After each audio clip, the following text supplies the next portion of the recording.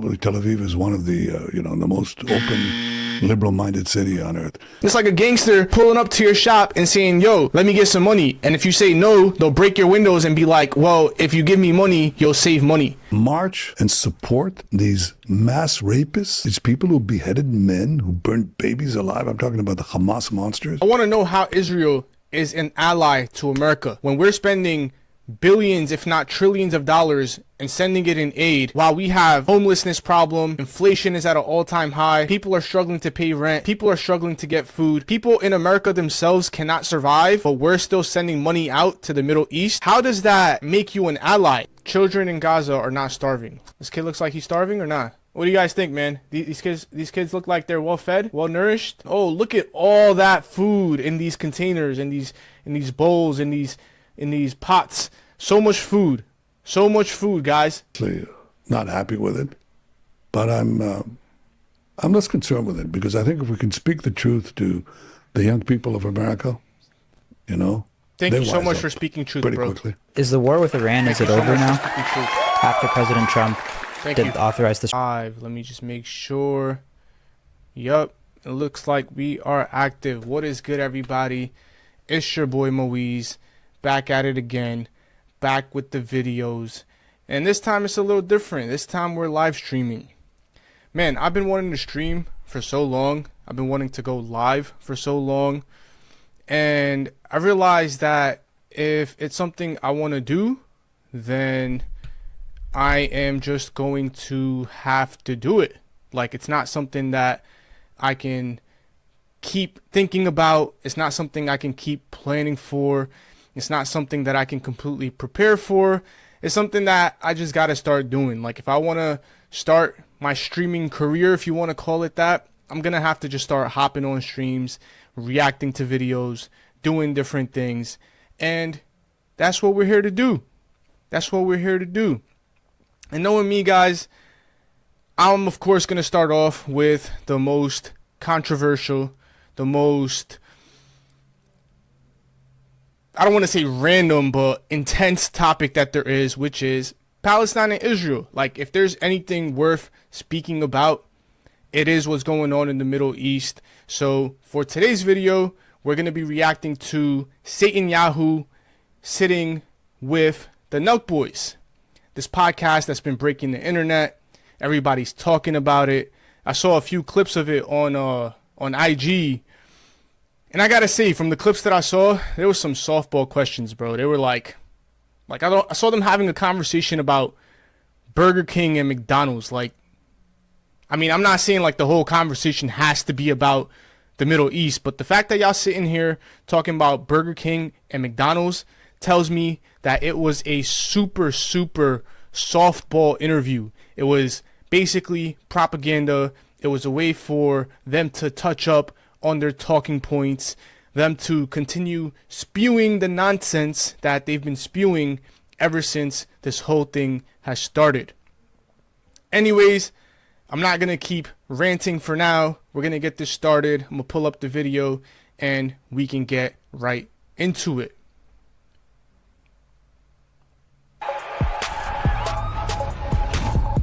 Get into it. If you guys, we love watching without firing on Prize Picks. It just makes watching the game.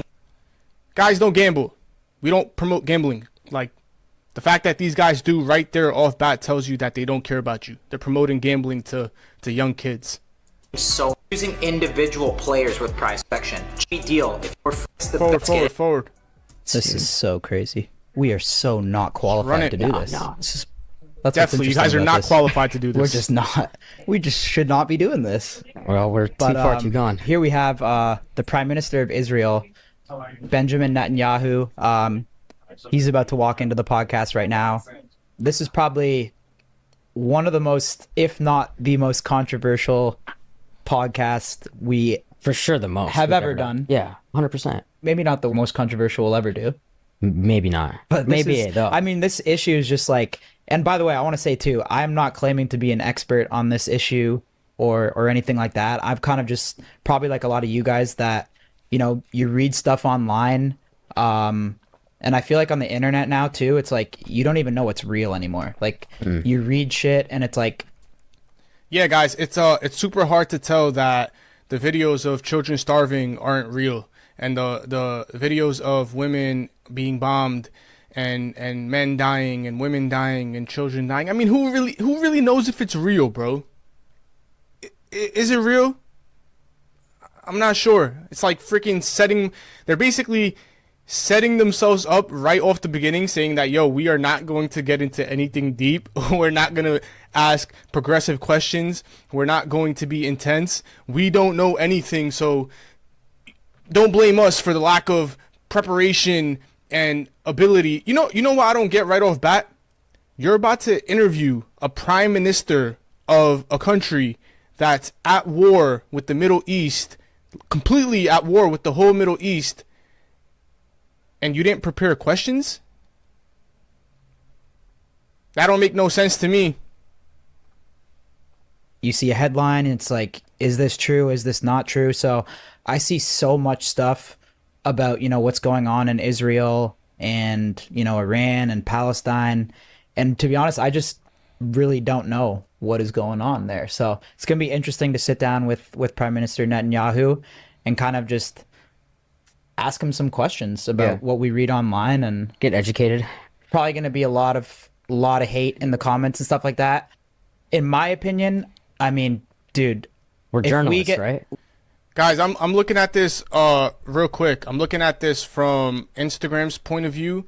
If you're watching this on Instagram, you can come through on YouTube. You can come through on Kick. Come join us. I'm literally, I think, streaming on most platforms: Kick, YouTube, not Twitter yet, but Rumble. And there's one more. It might just be Instagram. But if you're watching from one of those channels, just come over to YouTube so that you can get a better view of the actual podcast, because it seems like the video is kind of clipped on Instagram side. But let's get it. we're technically journalists. How can you pass up this opportunity at the end of the day? No, and plus, at the end of the day, it's like we get the opportunity to sit down with one of the most powerful people in the world, a world leader. Yeah. And we get to ask him some stuff, and we're going to ask him what we want to ask him too. So if you guys, want to hear shit, whatever questions you guys want to hear, there's probably a ton of other interviews of him on CNN or like, typical news stuff. We're going to ask him what we want to ask him. So to me, this is crazy. Like, Hold up. we're him on CNN or like, typical news stuff. We're going to ask him what we want to ask him. So that is such cap, bro. That is such cap. You guys want to see why that's cap? I got you right now. I literally just saw this video earlier. Suits there. Yeah. The setup was already there. Both flags. We couldn't touch anything or move anything. And they don't give you any restrictions like don't ask this. I'll be honest. They gave us a paper with questions to ask, but they also said they kind of they gave us a script to ask, but we didn't really follow it. Yeah. We tried our very best to ask some questions, but I think personally I like. it was. It's funny that he said that right off bat, because I literally saw that video earlier and I was like, yo, let me just send this to myself because I'm going to be reacting to this podcast and I want to have it as quote unquote, if you want to call it evidence or whatever you want to call it. But it's crazy that you're over here saying that, oh, we're going to ask what we want to ask, when you literally have a video, a stream of you saying that they handed us questions that we were supposed to ask him. I will bet money at the start of this podcast, I hope I don't put my foot in my own mouth, but I will bet money at the start of this podcast that there are no intensive questions asked. I only saw the clip of the Burger King and the McDonald's conversation, and I saw the atmosphere and the vibe of the conversation, and I will guarantee that they don't ask any hardball questions. They don't put him on the spot. They don't put pressure on him. They don't ask him about the videos that, I mean, apparently not everyone sees, even though they're literally all over social media, every single social media. But I'll bet that they don't ask a single real question. to me, this is crazy. Like how far we've come, and we're get to sit down with world leaders. Yeah. It's fucking insane. So. Yeah. I mean, for any backlash, this is just an opportunity, again, you can't really pass up. I don't see it. Like, there's no one else doing this. Yeah, I don't give a shit. I'll sit down with any world leader in the I world. agree. I mean, my dream guess is Kim Jong-un. Both So of Kim ours. Jong-un, if you're watching this, This is kind I'd of like like to that. come to North Korea and interview All you I can as think well. about is the interview when we're doing I'm this. so down to pull up to Moscow and interview Putin too. Yeah, we'll do everybody. Yeah, how about you guys get a little bit prepared the next time you're about to do an interview with Putin or Kim, whatever. Like, you should know who you're interviewing. This is what sets off podcasts. You could put a small microphone here, but no, you have to see this thing, right? Yeah, Prime Minister Netanyahu with us today. We're here in the Blair House. Yep. Right? Is this the White House grounds? Close. Close. It's the sort of the official guest house of the United States. How have you seen like the White House and stuff? Like, how has it evolved over the years, over the times of you visiting it? I've met quite a few of the American presidents because I've been in office pretty long time. Not because we don't have elections, but because I've won quite a few of them, okay? I think there's never been a friend like Donald Trump in the White House for Israel.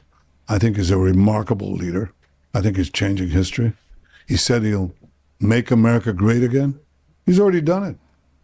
You know, America is widely admired now around the world, and especially after It's good to know that the deriding doesn't go one way. It goes both ways.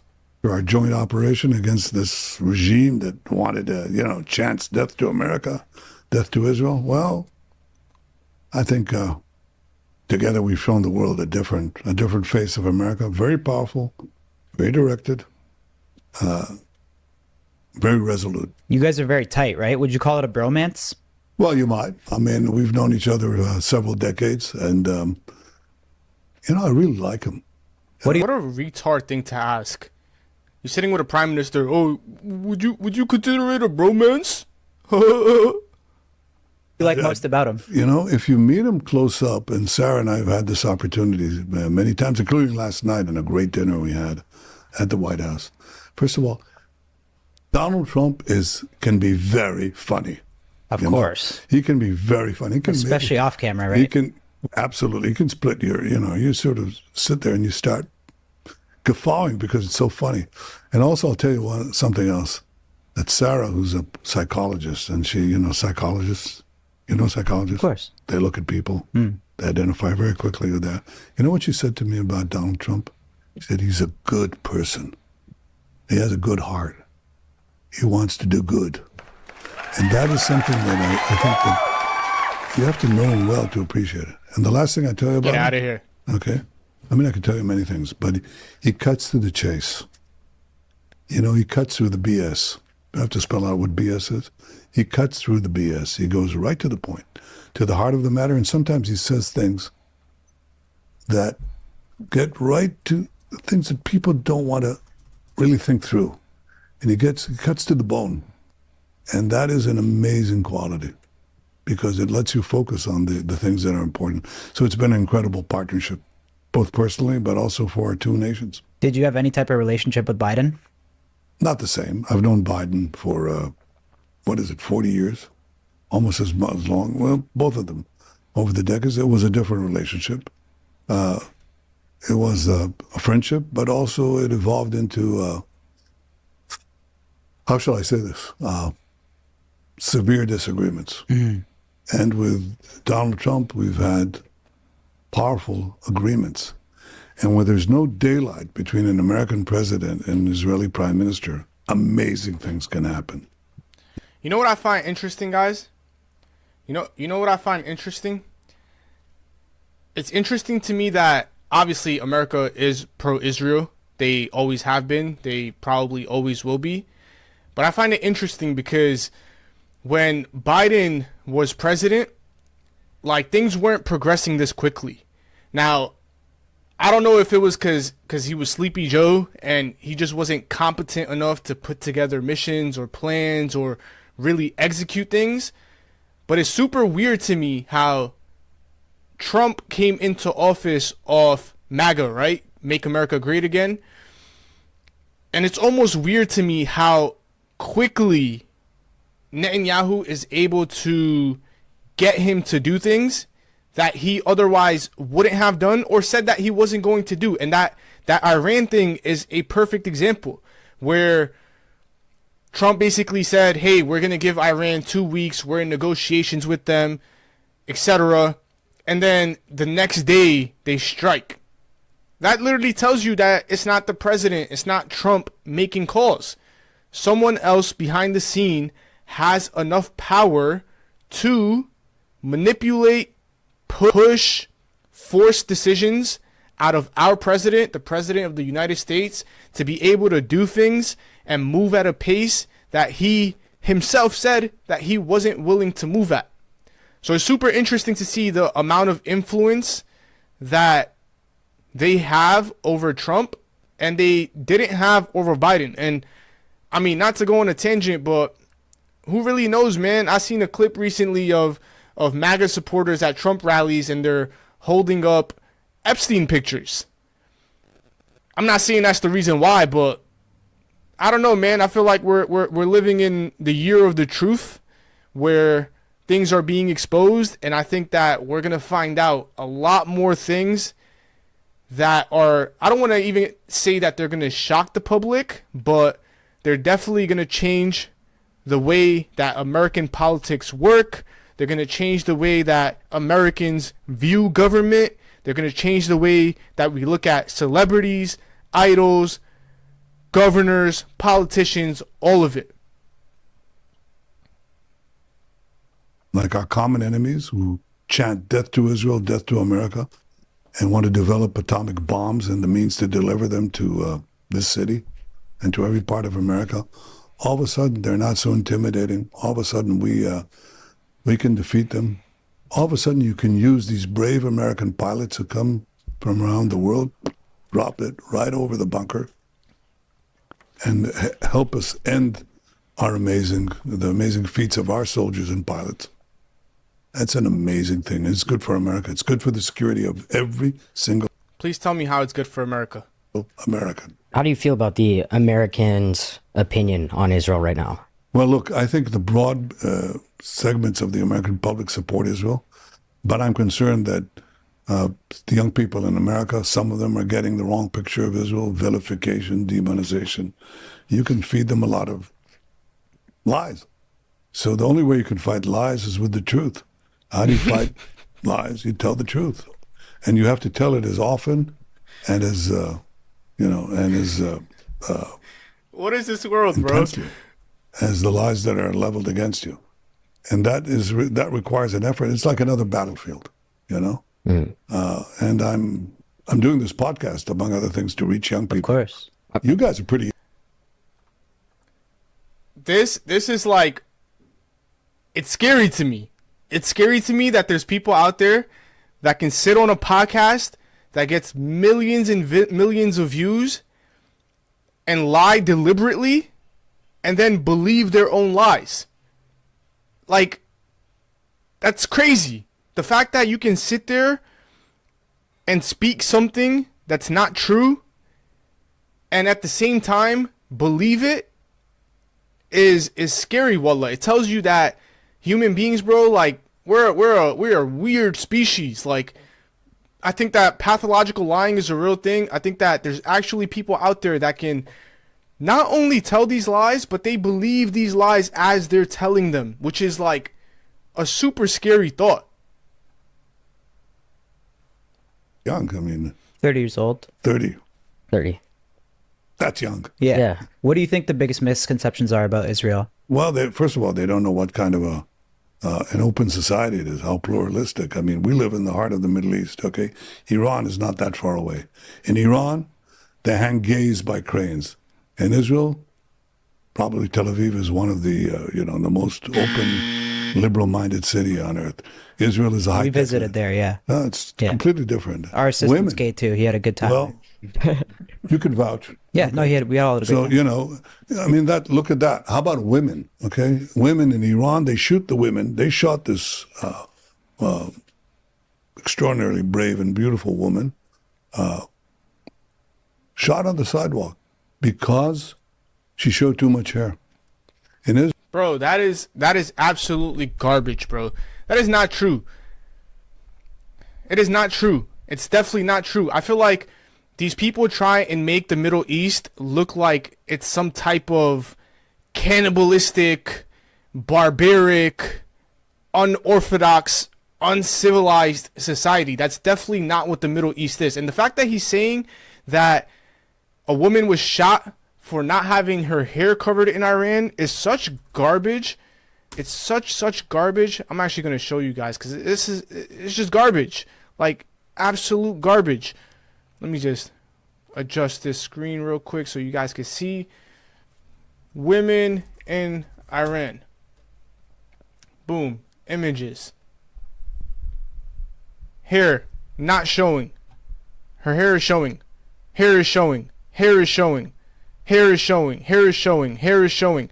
And guys, just so you know, like Islamically, this is not hijab. Like her hair showing or even this showing, this is not considered a hijab. I'm sure they have it on because it makes them feel like they're connected to a degree, but hijab means covering it up completely. So on some level, I don't want to obviously assume the intention of any of these girls, but to a degree, they probably have this on because it's cultural at that point, because their mothers had it on, their sisters have it on, and they have it on because they grew up in that environment. But to say that people get shot because they're showing their hair, or women get shot because they're showing their hair, or that gays get hung, in the Middle East, man or woman, heterosexual or homosexual, you don't do PDA. You don't publicly display affection no matter what gender you are or who you're attracted to. Anytime I go to Pakistan, I see a bunch of gay dudes. Anytime you go to any of the Middle Eastern places, you'll see dudes that are clearly gay. But publicly displaying affection in the Middle East is looked down upon because it's sexualizing what should be done in private. So this is, again, garbage, not true. You don't get shot in the Middle East for showing your hair. You don't get shot for being gay. You get shot for being a degenerate and publicly disturbing society and civilization.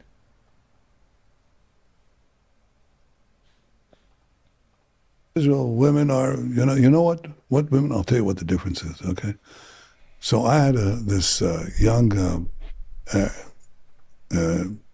women officer in my military secretariat. The Prime Minister has military secretariat, and usually has a general and it has staff assistants. One of the staff assistants was this young woman pilot, navigator, on leave from the Air Force to do this work in the Prime Minister's office. You know what she did now? She was flying over the skies of Tehran, attacking this horrible regime that tyrannizes the women in Tehran. That's the difference. The women there get shot on the sidewalk, and an Israeli woman pilot helps liberate Iran. Quite the women of... Painting such a one-sided picture. He will never talk about how Israel itself is having protests against Netanyahu, saying, yo, get him out of the prime minister's seat. He's been there long enough. He'll never talk about how they're protesting that he's a warmonger who's been consistently starting wars since before I was probably even born. He won't talk about these things, but he'll talk about how you get shot in Iran for showing your hair. Iran, and boy, that's a big difference. And that's true of everything. It's true of nightlife. It's true of the startup nation, the incredible ingenuity and entrepreneurship, incredible freedom. Israel is a paragon of freedom in an area that doesn't exactly enjoy freedom. And to have young Americans march and support these mass rapists, these people who beheaded men, who burned babies alive. I'm talking about the Hamas monsters.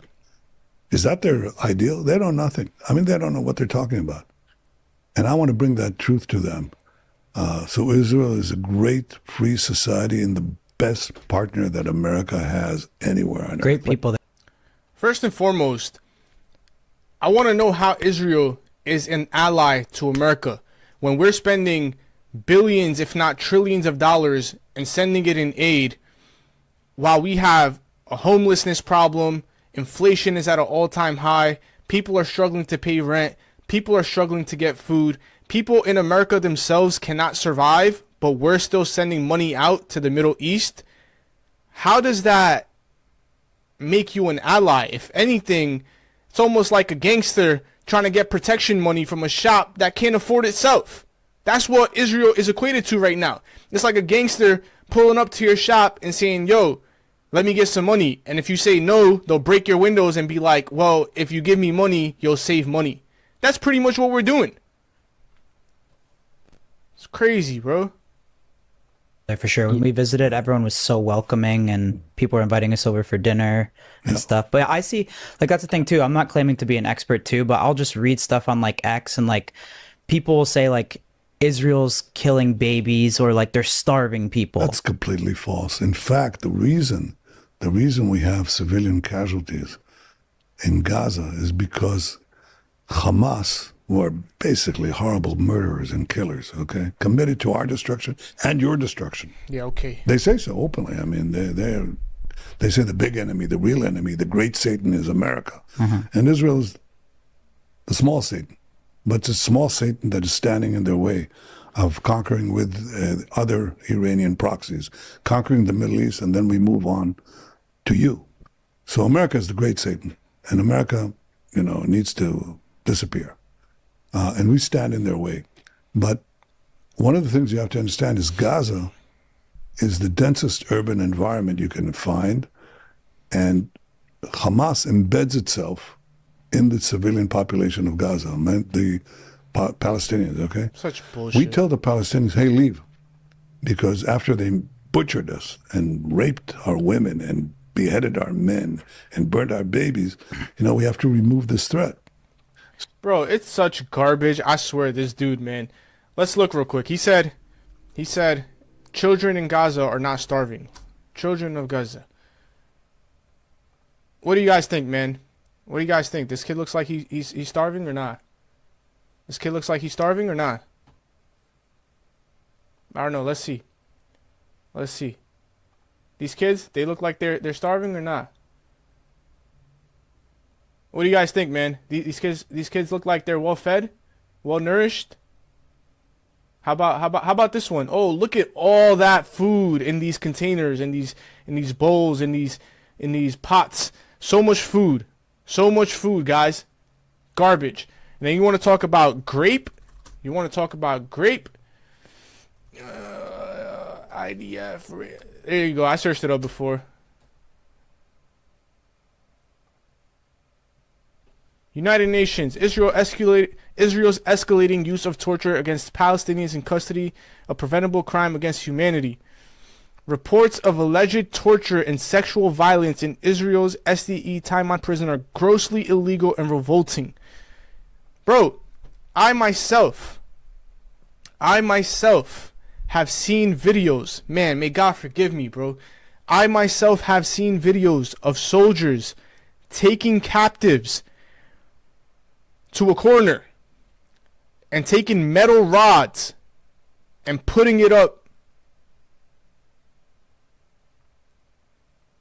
Do you realize the amount of inhumanity you have to have in order to do something like that? You have to be completely numb. You have to be completely numb to human suffering in order to do something like that. It's disgusting. So we come in to take care of the Hamas terrorists. But the Hamas terrorists don't leave the civilian neighborhoods. And we say to the civilians, we call them up because we have their telephone numbers. We say, leave, please leave. We send them leaflets, millions of leaflets, please leave. We do everything that is possible that no army has done. They want to leave. You know what Hamas does? They shoot them. You say, we want you to stay because we want to have civilian casualties, because then they can show it on CNN or all these other networks and so on and claim that Israel is deliberately doing this. We're not deliberately doing anything. We'd like them to leave. And in fact, successively during the war, it's been now a year and a half, they finally do leave, most of them. So we've minimized those casualties, but it's not because we seek to have civilian casualties, it's because Hamas wants them They're willing to sacrifice their own children, their own families, both. What about the defense minister saying that Palestinians should be treated like cattle? Like there should be no mercy on them at all. What about you yourself saying that there should be no mercy on them at all? This podcast is literally a way for him to just come down here and speak propaganda talking points to quote unquote educate, but more so indoctrinize the viewers of the Nelk Boys, because the reality of it is they're a delinquent channel. They're a degenerate channel. They party, gamble, drink, smoke, whatever else you want to call it. Like, their viewers aren't going home and reading. Their viewers aren't going home and doing self-development, personal development, and things like that. Their viewers are probably just like them, so they're easy to indoctrinate. Because they don't really care for human life, but also because they think it's very good propaganda against us. And if they just let them leave the war zone, get to the safe parts, safe havens that we've created in Gaza, no one would be hurt. And the minute Hamas lays down its arms, surrenders, maybe we let them leave Gaza, that's the end of the war. No one gets hurt. What would your message be to Palestinians that just want to have like a peaceful life? Get rid of Hamas. Help us get rid of Hamas. They torment you. They oppress you. They shoot you in the back of the head. If you want to leave the war zone, they kill you. I wish I had that. Why the hell you lying? Why if you say a always word lying? in protest, they'll kill you. If you're gay, you're in bad shape, really bad shape. And if you are a woman, you're chattel. You're nothing. Let's keep track of the specific audiences that he tries and targets. So we have the gays so far, and we have the women. He's trying to get the gay support. It is funny, actually. He's trying to get the gay support because of what he said, that they would get hung and that gays aren't accepted in the Middle East or in Iran specifically. And then we have women, how he's saying that women get shot in the head for showing their hair, which we clearly saw is not true. But so far we have gays, so far we have women. Let's continue to keep track of who else he targets to try and win their votes. Property. That's the opposite of everything we believe in. I say, it's not only Israel, it's you. Mm-hmm. So we're the same. How do you respond to, I'd say there's a lot of American support from the females, from the gays towards Palestine. So how does that make any sense? That's, gays for Gaza is like chickens for KFC. I mean, that's insane. The whole thing is absurd. Chickens for KFC, right? Gays for Gaza, or, women for the women of Gaza. What are you talking about? No.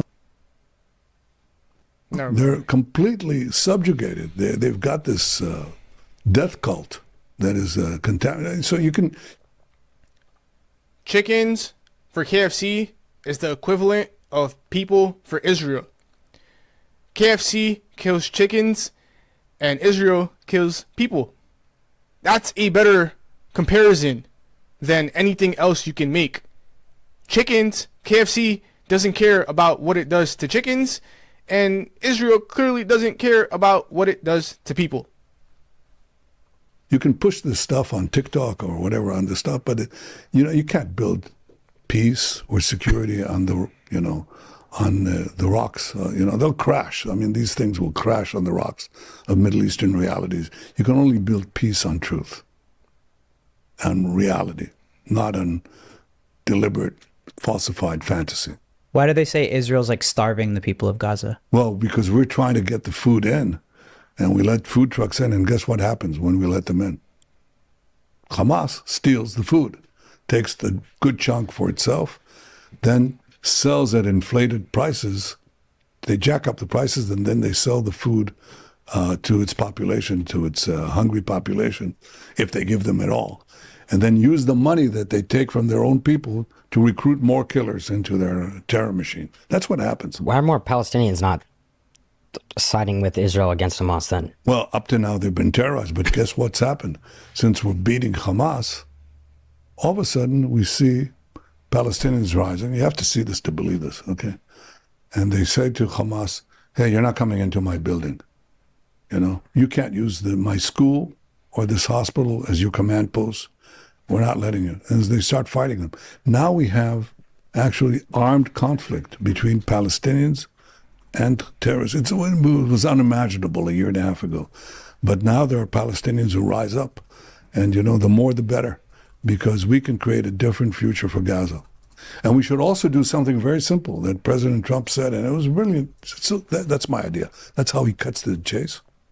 He says, at the end of this war, the people of Gaza should have the choice. If they want to leave for other countries, they want a freedom of choice. Why are they locked in? Hell, we're not locking them in. Anybody. The fact that you could say that, we're not locking them in. It's been an open air prison. The food has been controlled. There's no trade that goes out of Gaza. How can you possibly say that we're not keeping them in? There's no airport. There's no trade. There's no food.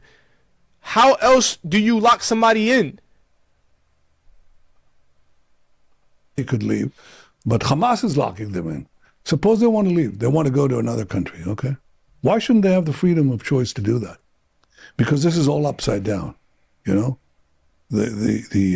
victim of this horrible terrorism is called the aggressor. The people who are oppressed by Hamas are seen as supporting Hamas. Give them a choice. Give them freedom.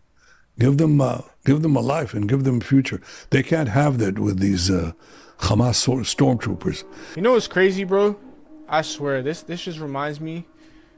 Chat GPT. What is the verse of the Quran where God talks about how the oppressors think they deceive everyone, but they only deceive themselves? Boom. They think to deceive Allah and those who believe, but they deceive not except themselves, but they perceive it not. And that's what we were talking about earlier in this podcast, where they literally, or he will literally sit here and tell you things that are not true and believe them. And he thinks that he's deceiving everyone else, but in reality, he himself is deceived. On Yom Al-Qiyamah, on the Day of Judgment, we're all going to stand before God, and God will tell us what is true. And on that day, there will be no escape. There will be no escape. No matter who you are or what you've done, you will be accountable for the things that you've done. And the fact that you can sit here, wallahi lazim, if it was my own father that was doing something like this, I would not stand by him. If it was my own brothers that were doing something like this, I would not be able to stand by them. And more importantly, I wouldn't be able to sit and have a casual conversation and downplay the whole event as if nothing is going on, while I know that through my fingertips and my commands, millions and millions, not millions and millions, hundreds and thousands of people are dying. That's absurd and disgusting. Wallah, there's some nasty human beings out there. But the amazing thing is, I come here and I see these protests. The people who are protesting for Hamas and against Israel, they burn American flags.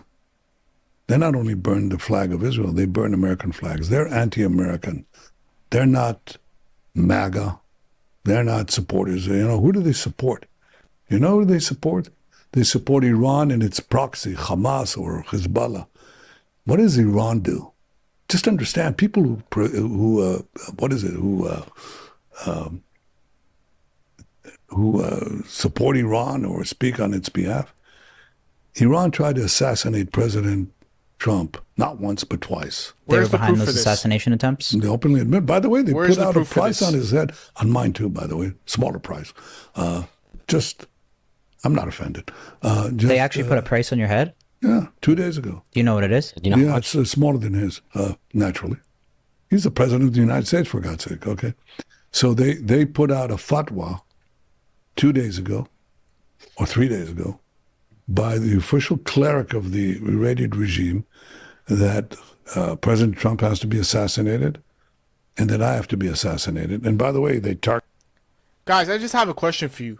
And I'm not on either side. Wallah, I have nothing to, like, I don't know the people of Iran. I don't support them. I don't have anything to do with them, really.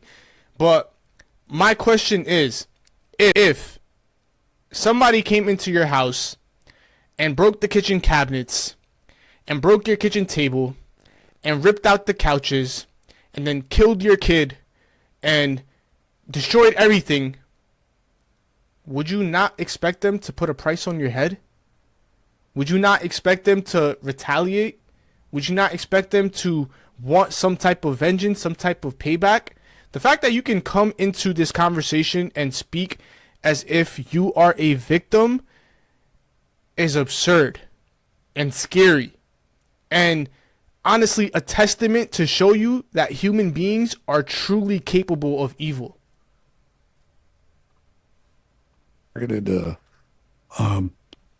Guys, I'm not gonna lie. I don't know if I'm gonna make it through this whole podcast because it's low-key pissing me off. Sarah, my wife, was here, and they targeted our bedroom window.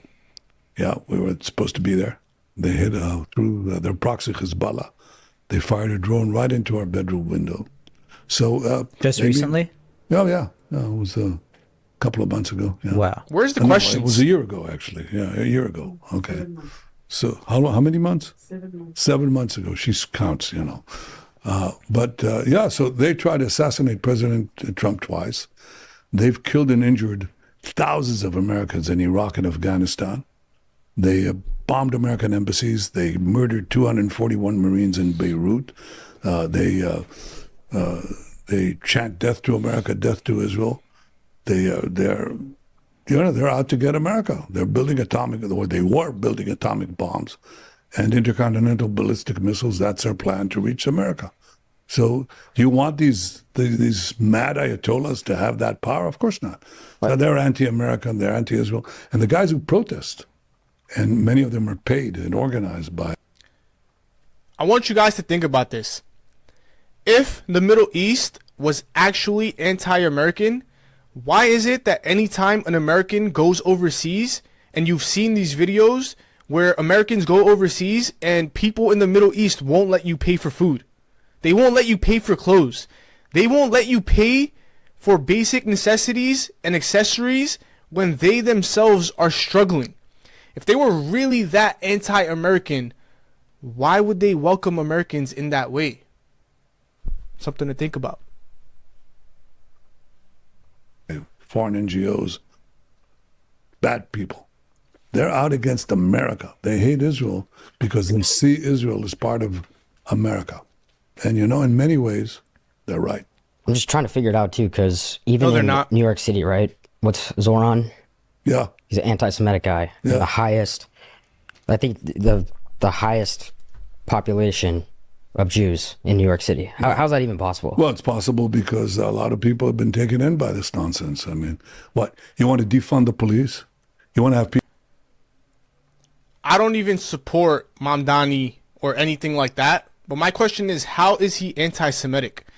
People are literally saying he's anti-Semitic because in the debate, when they asked him, would you go to Israel? He responded and said, I would stay in New York City and I would cater to New Yorkers who need my attention. And while he was speaking, he actually specifically included Jews and synagogues and just people. Like, how does that make you anti-Semitic? People go into stores and if you don't worship Jews, you're anti-Semitic, basically. Rob them and be free. You think that really creates a good society? You want to crush all enterprise. You want to tax people to death. I mean, that's a one-term effort. But sometimes you have to get mugged by reality to understand how stupid that is. So that's silly. But sometimes folly overtakes human affairs for a while, but not for long, because reality steps in. So I'm obviously not happy with it, but I'm less concerned with it because I think if we can speak the truth to the young people of America, Thank you so much for speaking truth, pretty bro. quickly. Is the war with Iran, is it over now? Speaking truth. after President Trump Thank you. authorized the strike and they destroyed the nuclear program. This guy's a good man. This guy. Was Well, it that certainly man. helped. It did, but I'll tell you what happened. You know, we were like a person with 2 lumps of cancer, okay, that threatened our life. The first one's the nuclear cancer. Would have taken them within a year, they would have had atomic bombs, which they openly declared in the tyrants of Tehran. They said, we're going to destroy Israel, the Jewish state. The other threat that we had, I love how he mentions the Jewish state. Bro, nobody's against Jews, bro. another lump of cancer, was these ballistic missiles. Now, you got to understand, this is like a bus. So with a ton of TNT, okay, explosives, comes down at Mach 8, and boom, just destroys everything in sight. Israel is the size of New Jersey, okay? So it's bigger than Rhode Island, but that's about it, you know? It's the size of New Jersey.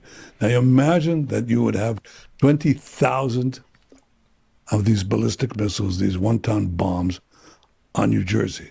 So you either get destroyed by atomic bombs or by thousands and thousands of these deadly ballistic missiles. So you think there's still a threat and they want to... Well, we had to act. Yeah. Why do we have to act? Because if you don't remove the cancer, you're going to be dead. Now, if you remove it, as we did, it might come back. That happens in cancer too. But if you don't remove it, you're not going to be there. So we had to act. We did act. And just with incredibly brave soldiers. But is there a chance of peace with this current regime? Not with the regime, but with the Iranian people. And I think they've had enough. 80% of them want to throw these theological thugs out. They're just, intimidated by secret police that has, that just shoots them. But I think... All right, let's search this up. Are there protests against Netanyahu in Israel? I think it was like 60%, 70%. Where is it, bro? Driven by a range of issues, including the handling of the war in Gaza, for the release of hostages held by thing. Okay. Man, I wish we had a percentage. Anyways, I remember reading articles that said, I want to say majority. I want to be careful with what I say, but I want to say majority of people in Israel want this guy out. They don't want him governing. They don't want him making decisions. They don't want him to be in charge of anything, really. So the fact that you can sit here and speak about how the Iranian people are tired and they want this regime gone. What about your own people, bro? What about your own people? They want you gone. Nobody's ever going to mention that. I think that there's a chance that the Iranian people will actually rise up, because, everybody talks about regime change and they envision, the American army and the Israeli, the idea. I'm sorry, guys. I swear, wallah, I look at this dude and you know what it reminds me of? You know when you're watching like some cartoon and there's just like some evil, despicable warlord that's like ruining everyone's lives, and just, he's like a cartoon character, bro. He's like the cartoon character that you hate and you don't like. He just gives off that vibe, bro. I can't stand him. Forces invading Iran, boots on the ground, and all that other nonsense that people spewed forth. No, we took action to remove those two life-threatening threats, the nuclear threat and the ballistic missile threat, and we removed it. We pushed it away for many years. But ultimately, it's up to the people of Iran to rise up against their tormentors. And I think there's a possibility it will happen. And then we could have peace. We had peace with Iran before that. Before the Ayatollahs took over, in 1979, we had direct flights between Tel Aviv and Iran. We're two ancient peoples. We had a great partnership over many years. We have a common history together. And it's sort of interrupted by this thuggery. But when this regime goes down, you're going to see peace between us like you never... I find it funny, man. I find it funny that, like, they paint the Middle East as if no one except brown monkeys live there. And then they classify themselves as the peacemakers, the diplomatic professionals, because they wear suits. It's so deceptive. It's so deceptive to the reality of what people in the Middle East are actually like. versus what the cameras capture and make look good because you're wearing a suit and a tie and you look professional. So deceptive. We believed it. That'd be nice, because I think one thing Americans don't want to see is everyone has post-traumatic stress from trying to do regime change in Iraq and the past Middle Eastern wars. Why do it? That doesn't work. It just doesn't work. It has to come from within the people, and the people are, they're great people. The Iranian people are great people. I sometimes do these podcasts with them. It's not a podcast. I mean, I do I do a video. Okay, so 3-4 minutes. I tell them that we would happily cooperate with them, solve their water crisis. Israel is the best water management in the world. We could give it. They don't have water in Iran, even though they have. They don't have electricity, even though they swim in oil. Because it's so corrupt and so badly managed. So I give these podcasts. You know what I see? Millions and millions and millions of views. The first time they showed me this, I said, no, it can't be. I said, no, Prime Minister, look. I mean, you got, 15 million views. I mean, the whole population of Iran is they're watching, right? 90 million. So I said, oh, well, that's amazing. You know what the amazing thing is? They have names. The people identify themselves. So you understand, in a tyranny like this, if people speak out, they really want, what they want? Freedom. They want their freedom. They want you they gone, have, bro. They have this slogan. Well, it's women, freedom. The women want to be free. The men want to be free. And Israel wants them to be free. And I think America wants them to be free. But it's up to them. Ultimately, thanks, Israel. Ultimately, it's up to them. And I think we're getting closer and closer to the day when this horrific regime disappears. That'll be good for America. So it's not conquest. It's not American boots on the ground. For God's sake, everybody said World War III, remember? If the president enters, you've got these experts, paid experts, silly experts. America, World War III, it's war between China and America, and you have to invade Iran and all that nonsense. Hell no. I mean,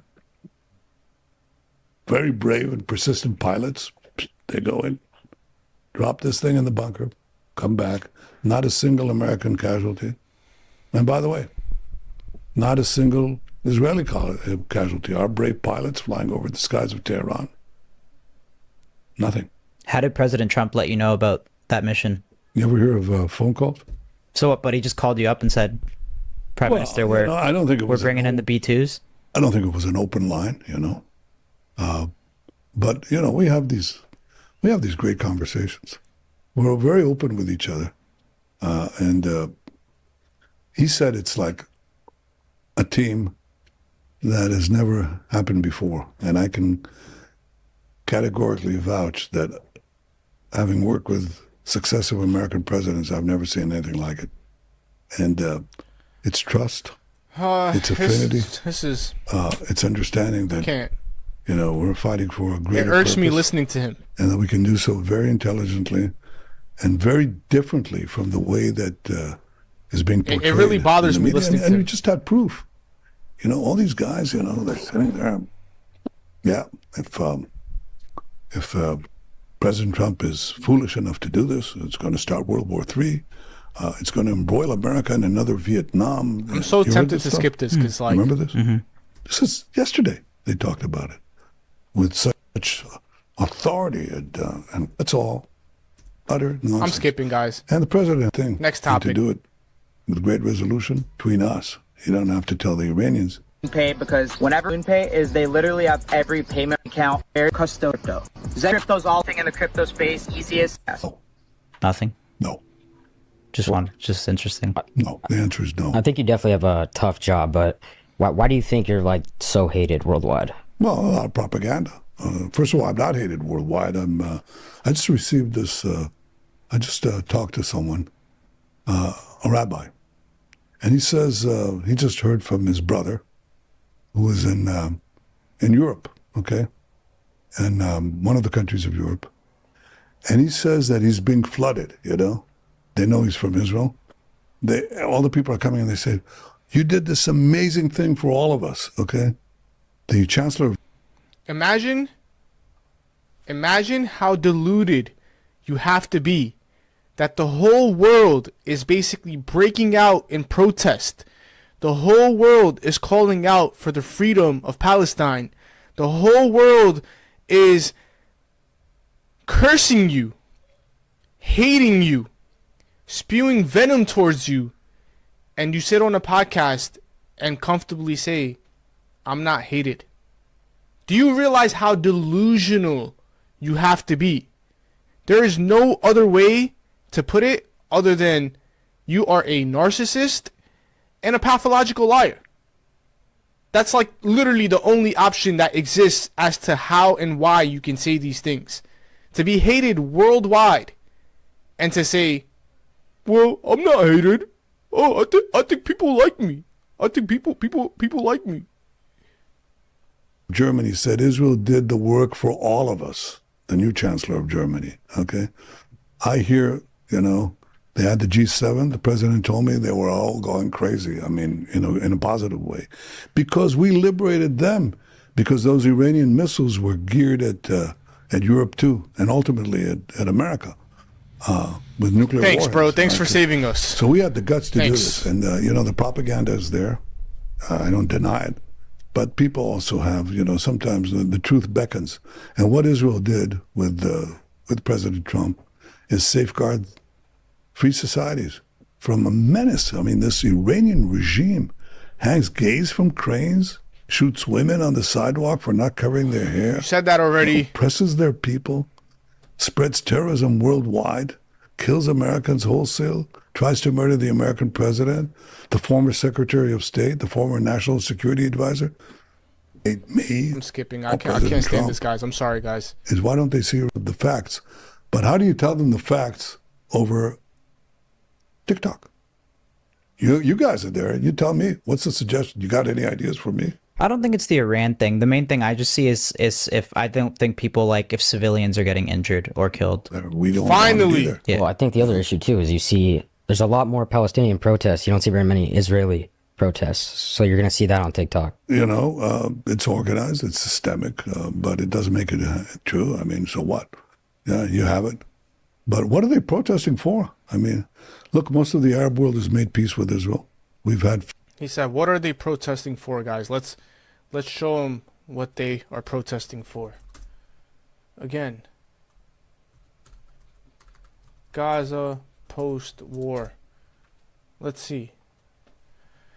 What are they protesting for? I don't understand, man. Why are they protesting? Why are they protesting? What's there to protest about? Why are they protesting? Like, bro, get over it. It's just some broken buildings. Come on, why are they protesting, man? There's only a 8-year-old kid with a broken stall trying to do anything to feed his family. It don't make sense. I just don't understand why people are protesting. I really don't, bro. I mean, look, all of these buildings are destroyed, but there's still one right there. That one looks like it's semi-okay. What's there to protest about? Come on, bro. He still has a place to sit. There's still people there. Look, that building still has paint on it. It doesn't look burnt. What's there to protest about? I think the people that are protesting are... It's very disappointing. It's very disappointing. Why are people protesting? People should be more understanding. People should not protest and approve of this message and realize that, look, there's still some buildings in Gaza that are okay. There's still a pathway for people to walk on. What's there to protest about? What's there to protest about, guys? I don't understand. Does anyone else understand why are people protesting?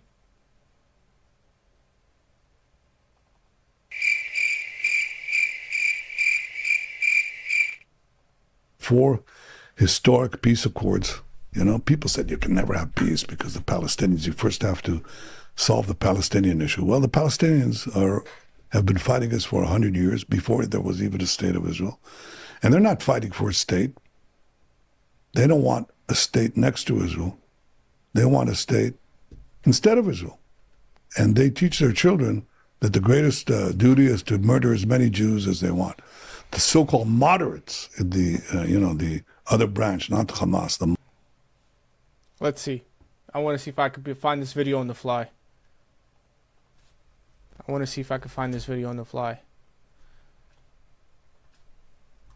Israeli kids taught to hate Arabs. I'm not Arab, by the way, guys, just so you know.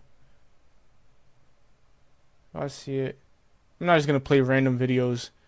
I'm trying to see if I can find it.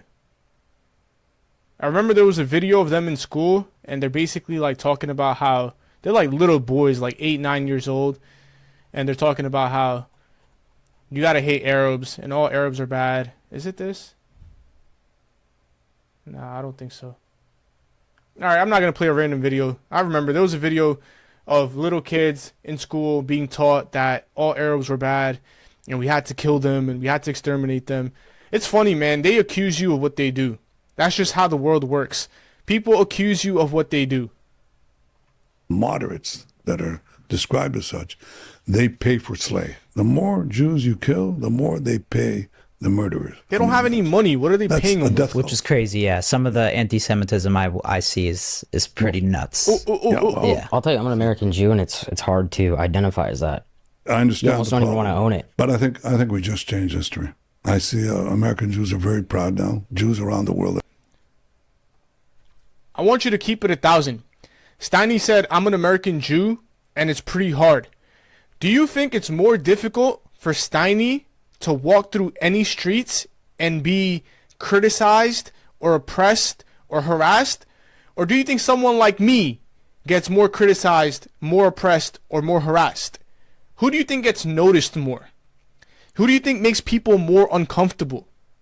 Who do you think that people have a natural disposition against?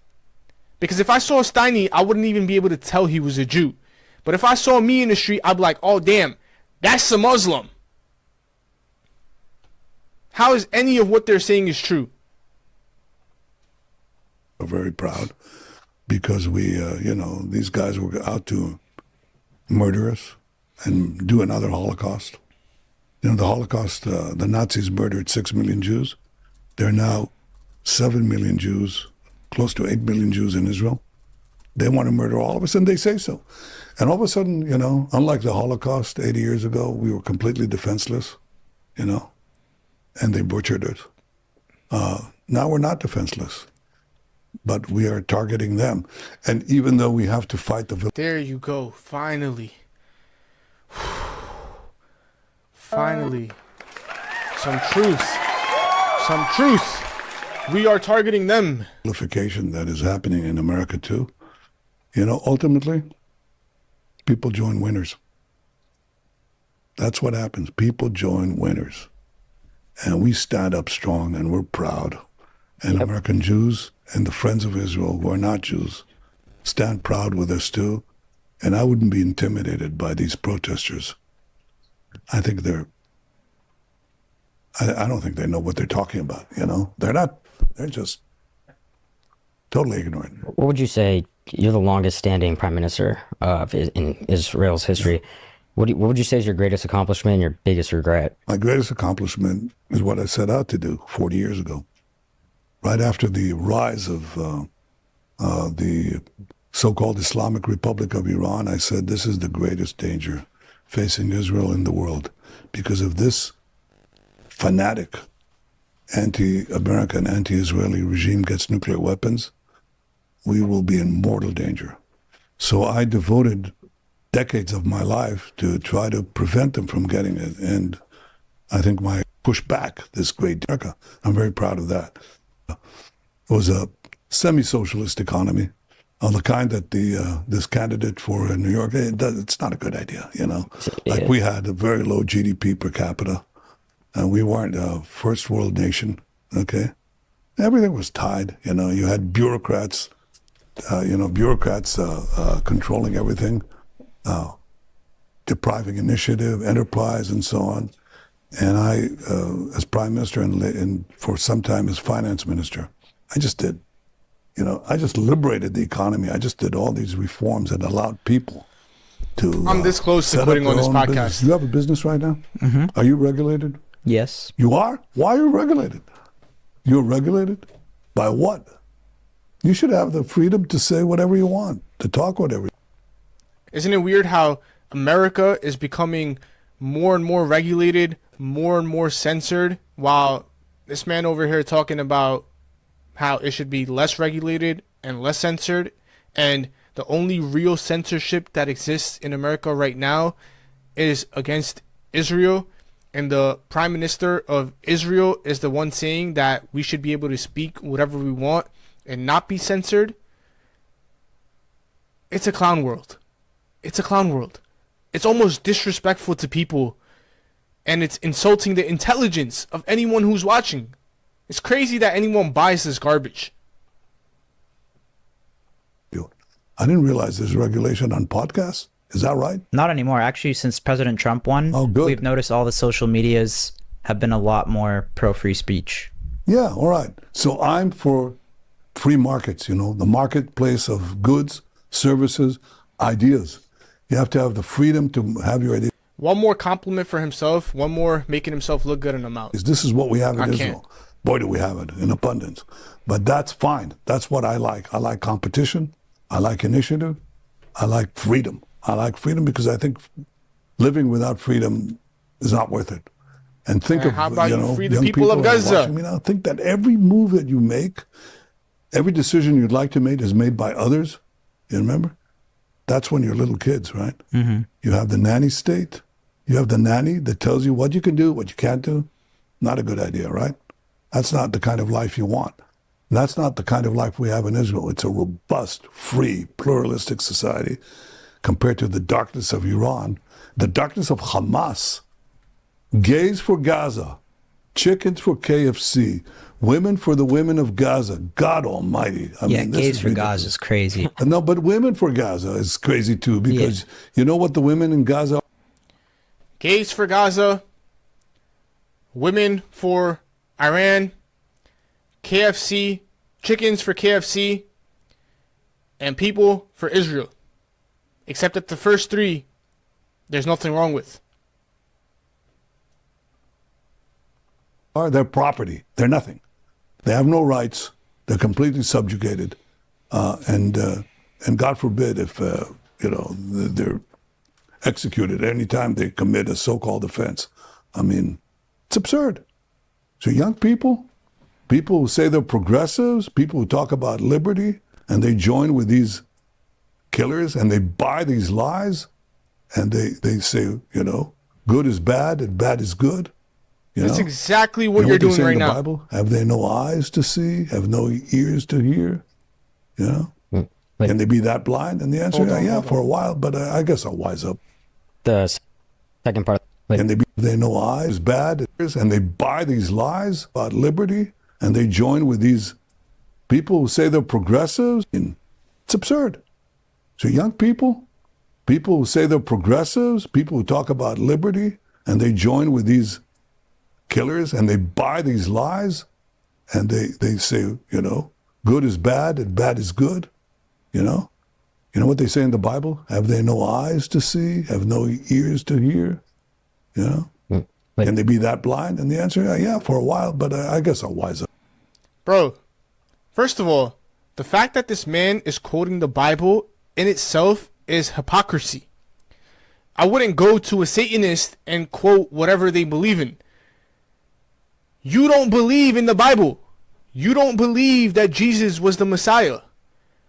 The only reason you would quote the Bible is to manipulate Christians into thinking that you're an ally with them, that you care about them, that you and them have something in common.